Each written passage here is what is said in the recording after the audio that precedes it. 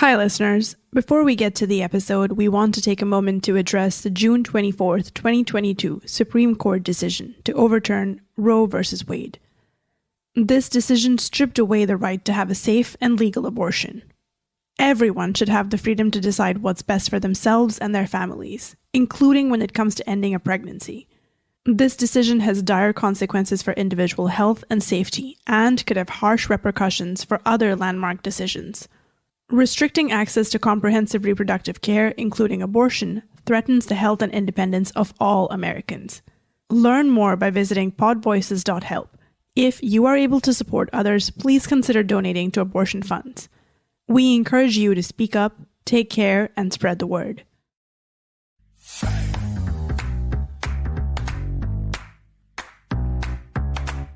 This is the download from Sounds Profitable, the most important news from this week and why it matters to people in the business of podcasting. I'm Manuela Bedoya. And I am Shreya Sharma. Today, Edison research says podcasting is more succession than Yellowstone. Reddit launches new take on live podcasting. Google's ad tech is dropping IP.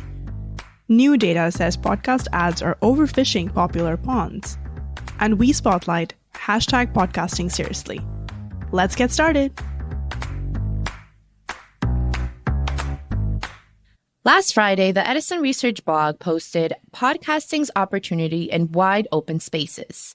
In addition to reminding readers of the Chicks' 1998 single from their fourth studio album, the post highlights a regional gulf in what counts as quote-unquote popular in podcasting. The comparison used highlights how Succession and Yellowstone are comparably popular television series. But based on one's physical location in the country, it's highly likely they won't see much advertisement or social media chatter for one over the other. More rural TV viewers will more likely to hear about and actively watch Yellowstone, while Succession finds more attention in metro centers. Quoting the article, new data from Edison Research's Infinite Dial study, sponsored by Wondery and Art19, shows that as of today, podcasting is more of a Succession story. End quote. Consider this a tease from Edison, Senior Director of Research, and of course, my co-host on La Descarga, Gabriel Soto's talk at Podcast Movement Dallas this August. Quote, we in the podcasting space regularly remark that with 4 million titles, there's a podcast for everyone. And while that's surely right in theory, that doesn't mean that enough of a match has yet happened to bring all the possible listeners to this space.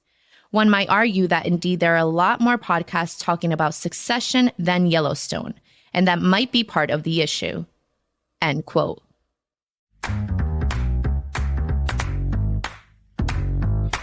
A lot of people got a 3-day weekend in the US thanks to a national holiday. But this Monday, Ariel Nissenblatt was on the podcasting streets, breaking social audio news. In a Twitter thread, Nissenblatt detailed the launch of social media platform Reddit's New Talk feature that shares some DNA with the social audio craze. The twist with Reddit Talk is those who use it get placement over any relevant subreddits that fit under a broad chosen topic. Quote, if you host a talk from your Reddit profile and pick up to 3 topics, you'll appear at the top of Reddit to millions of users. For example, if you pick finance topic, everyone who follows our Wall Street bets, our personal finance, etc. will see your talk. End quote. Currently, talk is only available to those chosen by Reddit via an application form. Niche content gets niche listeners, and Reddit is the king of niche. While we've been burned as an industry before on social platforms diving into podcasting, this measured approach seems like it might be a promising one.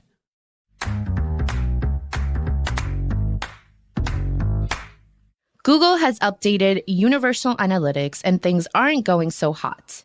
On Tuesday, AdExchanger's James Hersher posted, marketers have 1 year to migrate to the new Google Analytics, but it's already a mess.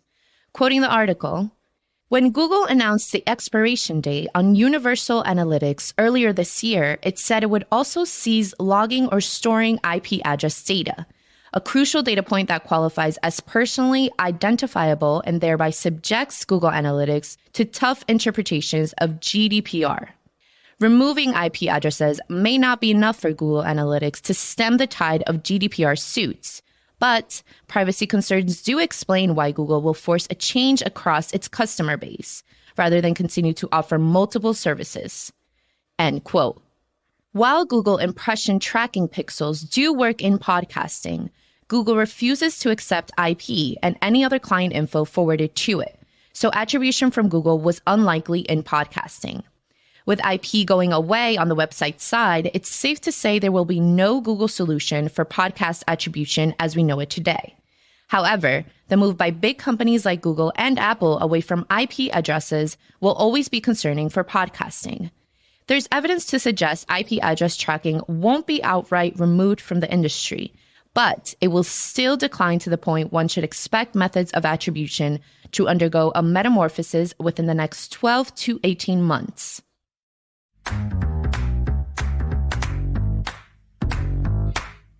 This Tuesday, Pierre Bouvard of Westwood One published findings that might seem easy to predict, but are important to acknowledge nevertheless. It seems some of the biggest spenders are potentially overfishing the pond that is podcasting. Here's an excerpt from Bouvard's post. Quote, "The number of times podcast listeners hear an ad campaign is soaring. According to Podsights, the leading podcast attribution measurement firm, average podcast ad frequency has doubled in the past year, reducing podcast conversions. In Q1 2022, the average podcast campaign ad frequency measured by Podsights was 6.32, a twofold increase from Q1 2021, when it was 2.97. End quote. Bouvard notes that the Podsights data indicates that this uptick in ad frequency is leading to knock-on effects, such as site visits driven by podcast ads hitting a record low in Q1 of this year. Luckily, it's not all bad news, as he brings 3 solid strategies to encourage podcast reach growth.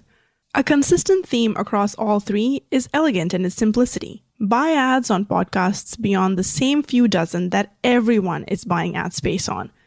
Frequency is no substitute for reach, and there are many podcasts waiting in the wings to run ads. Spreading those ads around instead of targeting the already saturated big names in the market will quickly lead to results."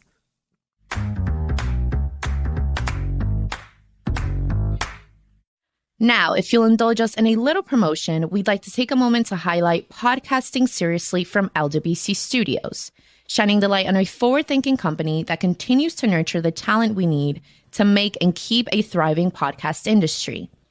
This week, LWC Studios announced the expansion of its Podcasting Seriously Awards Fund to include reimbursements for audio production education and training for BIPOC and LGBTQ+ independent audio creators. The company launched the fund in early 2021 with partners Air, Pacific Content, Acast, Triton Digital, and Sounds Profitable to support independent, BIPOC, queer, and trans audio producers in submitting high-quality work to media and journalism awards. More money going to diversifying podcasting is always a good thing, and Sounds Profitable is here for it. Our very own Brian Barletta is on the Podcasting Seriously Advisory Board, and of course, I'm on the fund team as part of the LWC Studios team. You can learn more about the fund and apply, as with all the stories covered on the download, via the link provided in the description.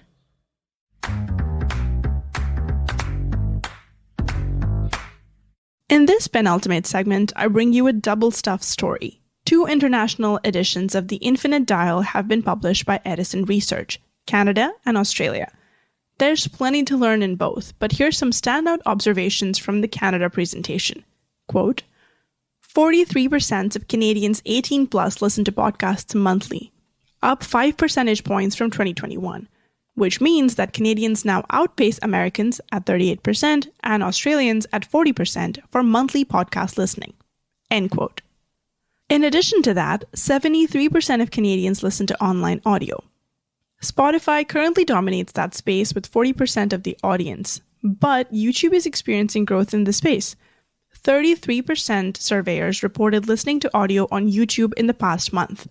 It seems that Google's moves on the market are working. Eagle-eared listeners will recall the download on March 11th covering a story in which YouTube made a paid audio-friendly feature free for all Canadian users. Meanwhile, in Australia, monthly podcast listening for people 18 and up continues to trend up, increasing to 40% from 37% last year.